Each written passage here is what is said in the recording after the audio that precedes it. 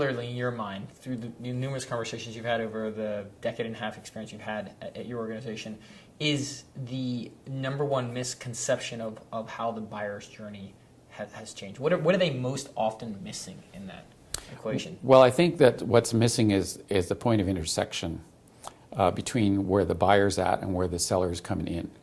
That's a big challenge for companies. And it's also a challenge for buyers because oftentimes they're intercepted in the buying process where it's inappropriate. And if you look at some of the Gartner polls and some of the other leading researchers, they're saying that 80% of the research is done by the buyer before they even contact the seller. And a lot of buyers contact the seller before the seller actually contacts the buyer. Sure. So really trying to get into sync with the buying process is a big challenge for marketers today. And why are they missing that? What is holding them back from understanding that 80% of this process is now in the hands and in control of their customers? Well, I think one of the things that maybe holds companies back is technology. Okay. That might sound strange. Yeah. But the lack thereof or too much, not knowing how to use what they have. Maybe. Yeah. When you look at technology, sometimes it's a great enabler, but it can be crippling to an organization if they adopt it incorrectly, if there's poor training around technology, or if they rely on it too much.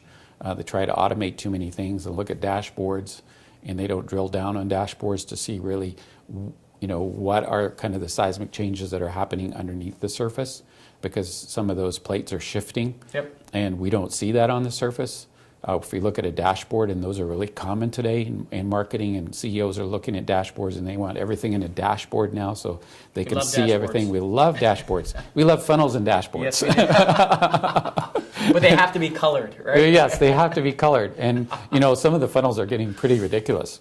And dashboards too, but really as a CEO, you need to be able to drill down on those dashboards and see where the plates are shifting. Yep. And so you can predict some of the changes that are going to happen that are going to actually ripple up to the surface. Okay, one of my favorite subjects. I love this. Let's dive deeper into this notion of data, because I think that's what you are really driving towards in terms of the dashboards, because everything that is surfaced in a dashboard is nothing but a couple of data points pulled together, right, to summarize that information.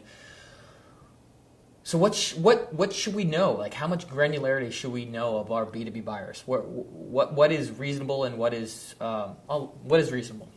Well, I think we need to have some granularity, but I think it needs to be synced with the priorities of the company. So company strategy really needs to dictate how you drill down and where you drill down.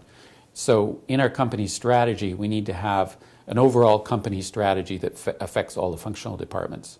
And then the functional departments like marketing and finance and HR, manufacturing, research, they need to all pull in and develop their strategy based on the overarching company strategy.